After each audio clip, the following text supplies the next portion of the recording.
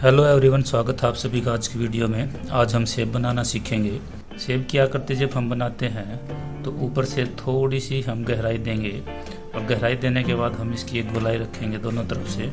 एक हल्की सी गहराई इसमें नीचे होती है, उसको भी हमने ध्यान रखना है।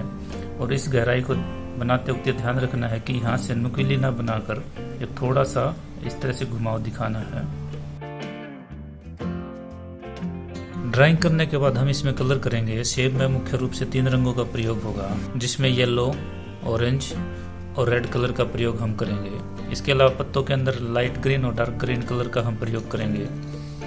और ग्रे कलर के लिए हम पेंसिल का ही प्रयोग करेंगे। सबसे पहले हम पेंसिल से ही शेडिंग करेंगे ताकि हमें बाद में ग्रे कलर यानी कि स्लेटी रंग का प्रयोग ना करना पड़े। हम यहाँ पर ब्लैक कलर के प्रयोग की बजाय ग्रे कलर का ही प्रयोग करेंगे।